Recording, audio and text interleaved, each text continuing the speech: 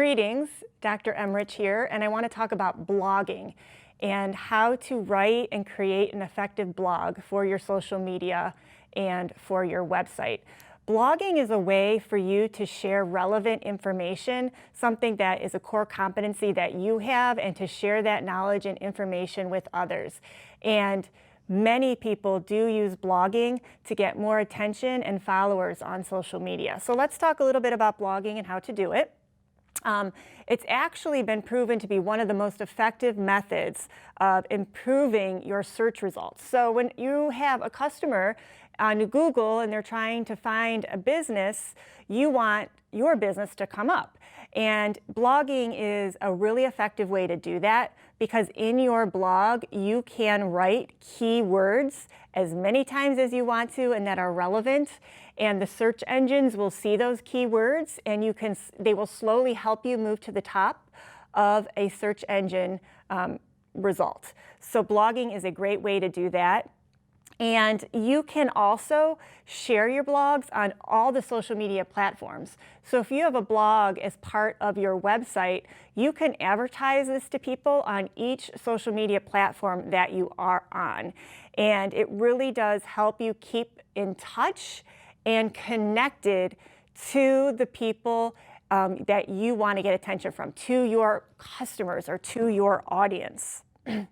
I like to say that to blog means you are sharing, you are connecting, you are creating, and you are inspiring people through this information and knowledge that you are sharing.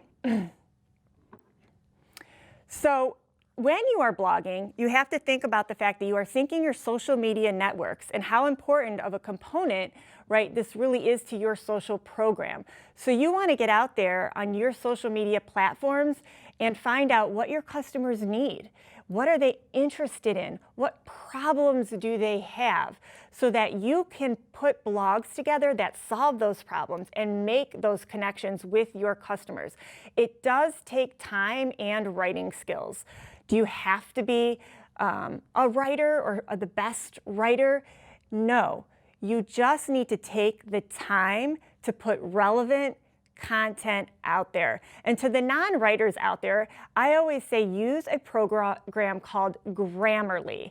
Grammarly.com is a great place to go. Once you write something, you can plug your content into Grammarly and it will edit it for you. And it'll edit it even more so than like a Microsoft Word would do. It takes it one step farther and it helps you with your wording as well. So you can always use programs like Grammarly to help you improve your writing.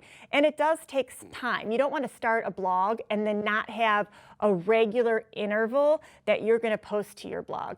Many people who start blogging might do it daily, but even weekly is fine. I find that weekly is a great way to start with your blog, just every week creating a new blog. And they don't have to be long, and a lot of blogs are in list format, so it's not like writing a paper or an essay. You might be giving a list of tips. You might be giving a list that's a process on how to do something. You might be giving the 5 best ways to accomplish something. And so that is what you can put together in these blog posts to make them a little bit shorter and a little bit easier to read. So when you're posting, if you're posting every day, and this says every day or every week or every month, whatever it is, make sure that you know your audience is expecting that. So you don't want them to think you're posting every day, but you're really only posting every month. Or you don't want them to think you're posting every week, but you're really only posting every month. So make sure that you communicate when new information and what information is going to be out there to your customer. And so you want to give yourself time to write. You don't want to be, oh, I have to get this out there in an hour or 2 hours. You want to spend that week or that month researching what your customers want to hear about and putting that writing together. And you can look for ideas everywhere. And social media listening is a great place, or a great way to find content for your blog, is to go out there and do social media listening. And I know I have another video on social media listening, and I talk a lot about this because it's absolutely the first place to start when you're going to do social media marketing anyway is to go out there and start listening.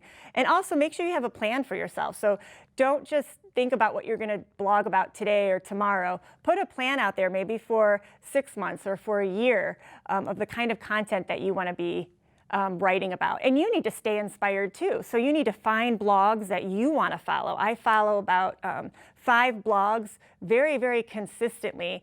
And most of the blogs that I follow help inspire me about, oh, I want to know more about that. So I'm going to research more about a particular subject and I'm going to put it out there in a blog. Lots of times also find somebody else who blogs, and maybe you guys can like be blogging buddies. That's what I call it. You know, hey, can you read this blog before I put it out? And then you read their blog before you put it out, because having exposure with friends or an editor or a blogging buddy, they're going to give you some good ideas to improve that content before you put it out there. And if everyone gets writer's blog, or writer's block is what you call it, when you just don't know what to write about. And so I just encourage, if you don't know what to write about, go out there on the social media platforms. Go out there and find other people's blogs and do that social media listening. And you will eventually get inspired. And there's so much content out there that you will find what your customers are desiring and what you want to blog about. So just to summarize, because this is the biggest question that I get is, okay, I have this blog, you know, I've written 10 blog posts, they're great, but now I'm like stuck. Like, what else do I write about?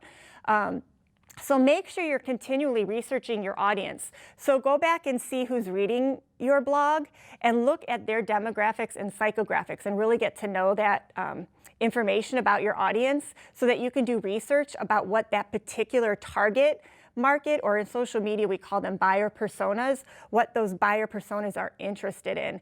And that's all part of that listening strategy. I recommend Feedly or Hootsuite to do social media listening consistently. If you're out there in social media, you consistently want to listen as well. Also do that keyword research. That'll help you with content. And when you're writing, it'll help you with those search engine results. I recommend Hootsuite or Emrich to find out what the keywords are for your particular industry. Make sure you get on an email list. Stay connected with people. You know, sharing other people's blogs is going to mean that perhaps they're going to share and read your blogs.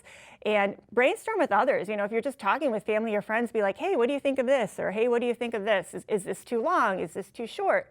What more information could I share with you? So if you're going to sit down then to write your blog, and I want to talk a little bit about this, how do you write a blog? So first of all, the title is really important. You want the title to be very catchy.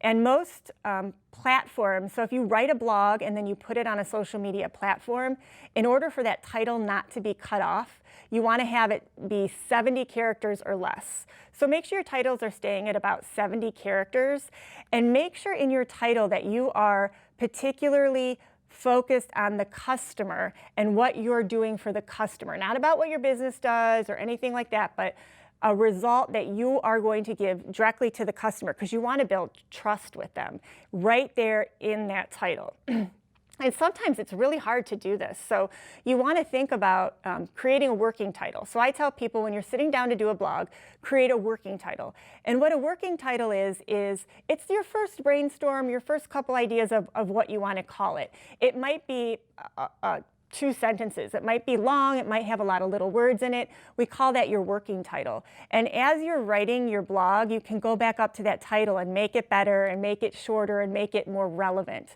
So starting with the working title that you will edit and shorten after you're done is a great place to start. In fact, that's what I almost always do. I have a working title that becomes better and better as I'm writing. Make sure that in your introduction, so you have your title, you start with your working title, you're going to write an introduction, and make sure in your introduction you have a paragraph, 3 or 4 sentences that establishes what you're going to do for the reader, and it builds trust with your reader. So you want to make sure that you are establishing credibility. Keep reading, because what you're going to read is credible information that can benefit you. That's what you want to pull out in an introduction, which is about 3 to 4 sentences. And then in the body, you might have a list, you might have a process, maybe it's a paragraph, but in that body, that's where you're going to deliver that promise of what you told people they were going to get from reading your blog. You want that in your body. Lots of blogs do use list formats, and I do recommend that because it's easy to read and people like quick and easy things to read. So a list format does work pretty well, but also examples. Maybe links. Links are great to have in a blog, linking to examples of what you're trying to show so that people can see that particular thing working really, really well. So in your list, make sure you have some examples. And then you want to make sure you conclude your blog and have a conclusion paragraph, a couple sentences that summarizes your promise, but also has those takeaways. Like from this is what you're getting. This is what you can do. You want to make sure that you have that conclusion in your blog. So when you're sitting down to do this, also think about adding those links. I mentioned that. So having links to examples, having links to resources, having links to templates. Templates is a great thing to put in your blog posts, can really help you with the credibility of your blog. You also want to have a call to action. So a call to action is, okay, they've read this. What do you want them to do next? Maybe it's click here for more information, or click here to sign up for an email list, or click here to get a template. So a call to action is asking somebody, the readers of your blog, to do something else. Maybe follow you on Instagram stories or follow you on LinkedIn, or just having your social media links at the bottom of every blog so that your readers have some way to stay engaged and show engagement with you, and or perhaps do business with you if that is what your target is. And then you want to go back and you want to finalize that title, right? No more than 70 characters. Take out those little words like in, and, the. You might need some of them, but often your working title is going to have a lot of little words. You want to take those little words out so that your reader can get that information in 70 characters. And you want to also make sure you're using more descriptive words. So for example, I was writing a blog and I used the word excellent, and like I always do, I took my blog post and I put it into Grammarly, and Grammarly suggested the word brilliant instead of excellent, and it just made so much sense. Brilliant is a much better, catchy, attractive word than excellent, a word that we're using and seeing all the time. So you want to make sure that you're using those catchy words and using resources like Grammarly, or also using resources like SEMrush to get your keywords and making sure that you're putting those most credible keywords up there. So that is blogging, and I hope that's a great start for you in the world of blogging. It's been a fun adventure for me, and it keeps me knowledgeable and active and listening to what people are talking about when it comes to social media, so I encourage others to do it as well. All right, thank you.